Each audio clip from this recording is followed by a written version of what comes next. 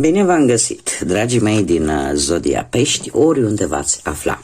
Bine ați venit tuturor pe canalul meu, atât dragilor mei abonați, cum de asemenea și celor care poate sunteți pentru prima oară aici pe canal. Azi voi face o lectură generală pentru luna ianuarie. Așa că, dragilor, toți cei care aveți soare, lună, Venus sau ascendentul în Zodia Pești, atunci această lectură este de asemenea și pentru voi.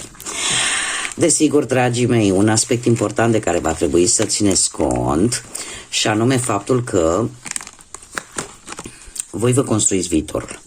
Așa că vă rog să luați decât acele mesaje care rezonează cu voi, iar restul lăsați-le să zboare în univers, pentru că sigur sunt pentru alte energii, alte persoane care într-o mai mică sau mai mare măsură au o legătură cu Zodia Pești.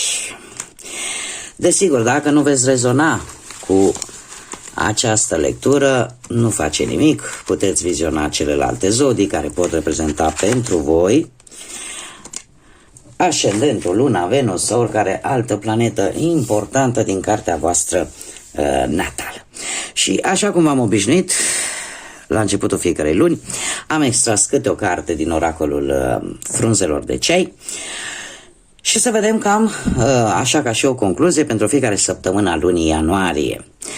Ce avem? Și avem prima săptămână, avem câinii. Se pare că apare o reîntâlnire sau pur și simplu veți petrece un timp plăcut alături de prieteni. Da? Prieteni de suflet. A doua săptămână avem șobolanul. Aveți pe cineva care vă cam sapă pe la spate, așa. Este cineva care lucrează la spatele vostru și are ceva împotriva voastră. Iar asta vă poate aduce niște probleme temporare în a treia săptămână. Avem dragonul. Dragilor, pentru voi, luna lui ianuarie spune că vine un pic așa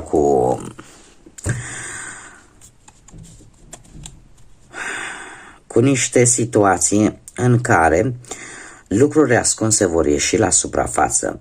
Ultima săptămână din ianuarie vine cu o deziluzie.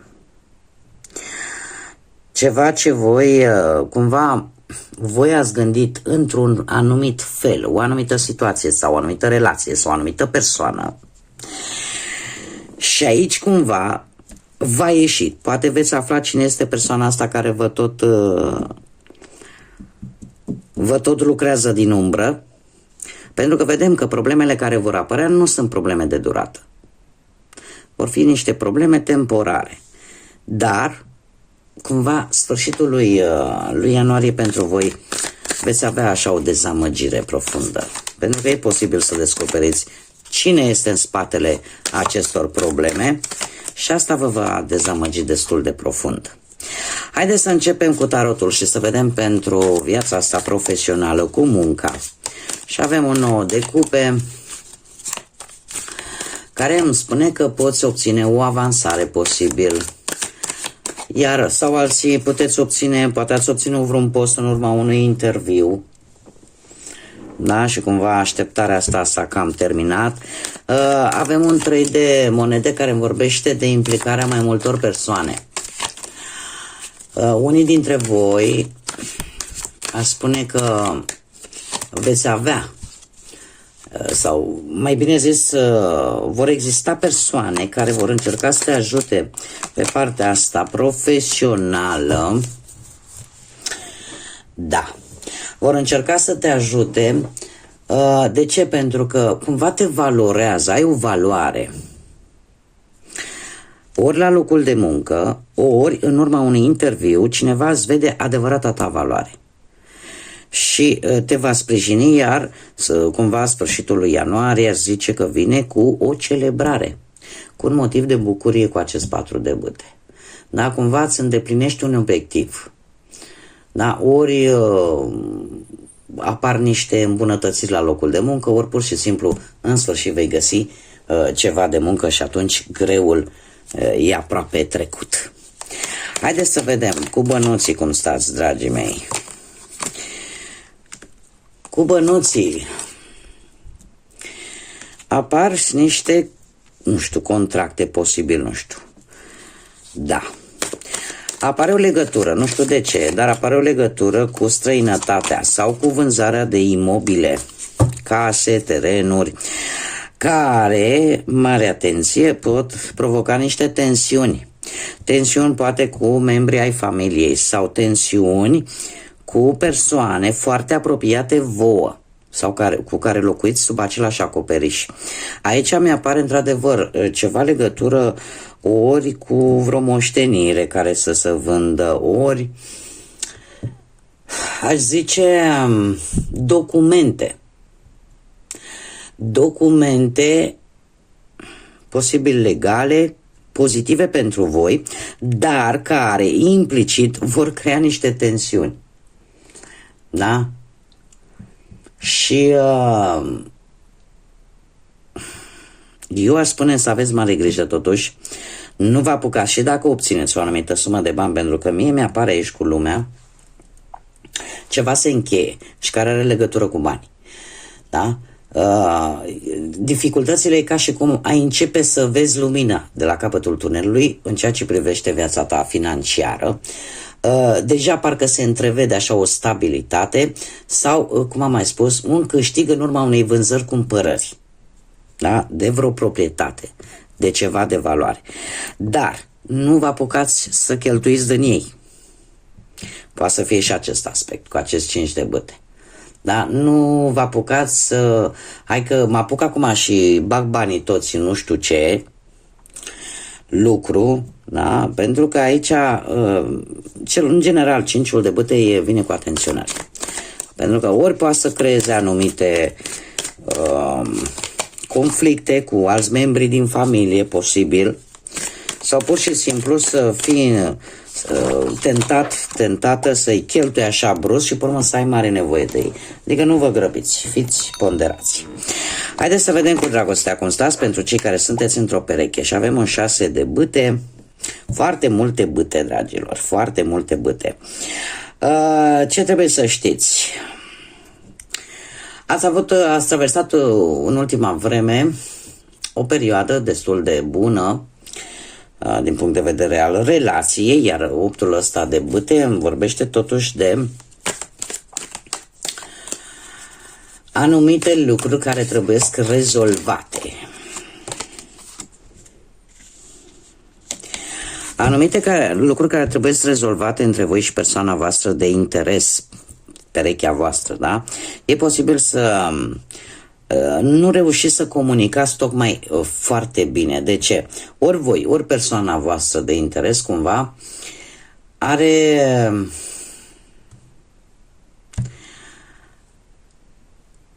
eu aș spune că unul dintre voi depune un efort mai mare poate decât celălalt. Iar lucrul ăsta trebuie să se schimbe cu acest 2 de monede. Cumva trebuie să fie echilibrat. De ce? Pentru că nu știu de ce unii dintre voi își petrec puțin timp din mai multe motive. Vă petreceți puțin timp cu perechea voastră.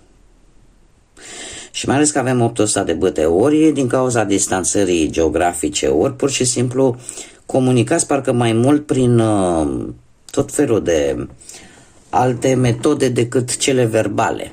Că e mesaj, că e pe net. Iar sfatul cărților îmi spune în felul următor.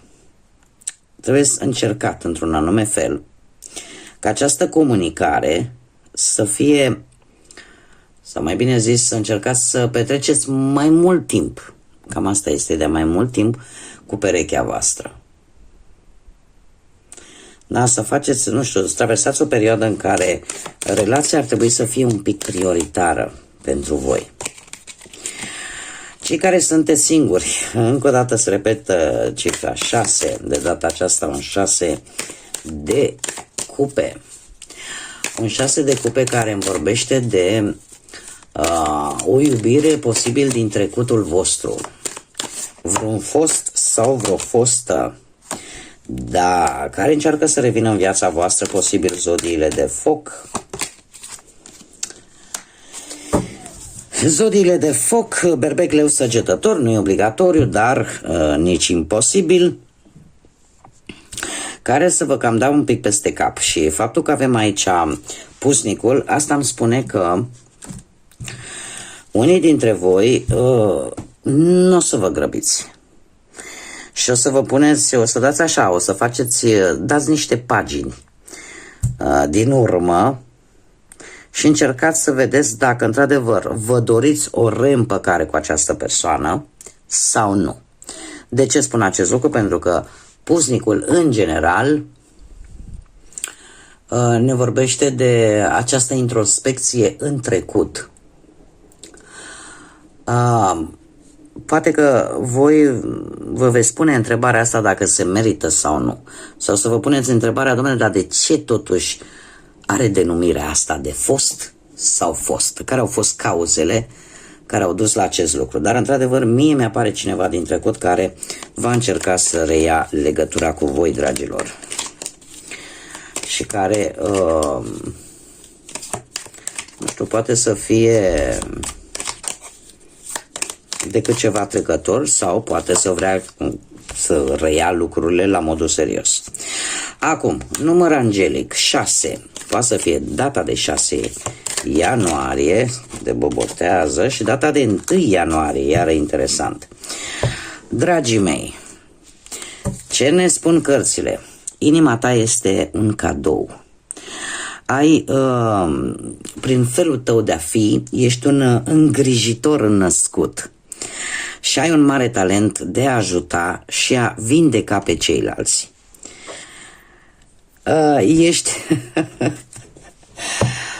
ești acel reprezinți acel autosacrificiu și încerci să protejezi atât de mult pe cei dragi ție. Probabil că data de 6 ianuarie va avea o importanță pentru voi în care ori veți simți nevoia de a-i proteja pe cei dragi vouă, ori poate chiar apare o situație în care îți vei folosi abilitățile tale și vei ajuta pe cineva. Important pentru voi. Data de 1 ianuarie vine cu inovație. Încă de la începutul anului și încă din prima zi se pare că vei fi foarte determinat și asta te caracterizează pe tine. Rezistența și determinarea sunt foarte puternice și asta te vor ajuta să treci peste timpuri dificile și să atingi succesul. Interesant, încă din prima zi. Și asta pentru că eu aș spune că și intuiția are un cuvânt de spus. Avem mesajul îngerilor, relație. Principala ta relație are de văzut cu tine însuți și cu Dumnezeu. De aici provin toate celelalte. Pentru a atrage, pentru a vindeca, pentru a echilibra o relație, trebuie să accepti iubirea și protecția propriului tău creator. Simțindu-te mai sigură pe tine și profund iubită, celelalte relații vor prospera și se vor înfrumuseța. Este o conexiune pe care eu, sincer să fiu, am mai spus-o și în lecturile mele din mi se pare, dacă nu mă înșel, lectura generală pentru 2025, pe care o veți găsi în lista Tarot 2025, în care am spus că, în general, voi, dragilor din Pești, cel puțin 2025 va fi un an în care veți avea o conexiune foarte, foarte puternică cu divinitatea. Da, ținând cont și de poziția planetelor, faptul că Neptun se află chiar în Pești. Veți avea așa o profunditate mult mai adâncă, o legătură foarte strânsă cu universul, cu divinitatea, chiar dacă poate acum nu o să credeți. Bun, haideți să vedem inițiale de nume, prenume, pseudonim sau porecle de persoane cu care voi veți interacționa sau care vor avea ceva importanță pentru voi în luna lui ianuarie.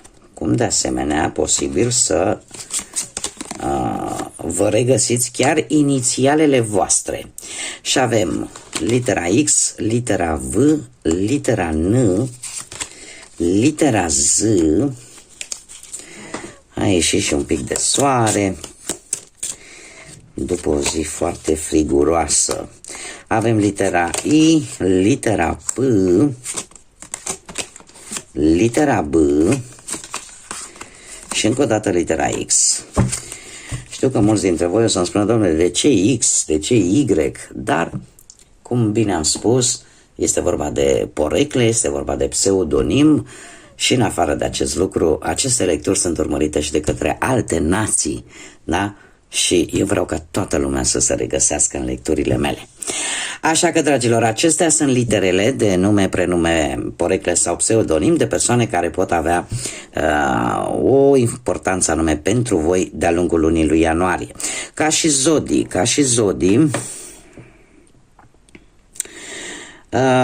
aș zice că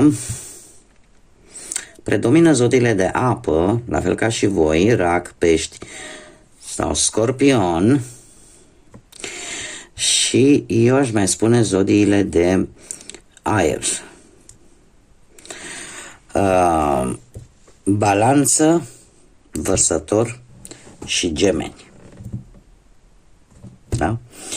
Bun, dragii mei, aceasta a fost lectura generală pentru voi, pentru luna lui ianuarie. Eu vă doresc ca 2025 să vină cu tot ceea ce voi vă doriți mai bun. Să vă aducă liniște, să vă aducă căldură în suflete, în gânduri, să vă aducă claritate, să puteți vedea acele situații și să le găsiți acele rezolvări pe care voi vi le doriți.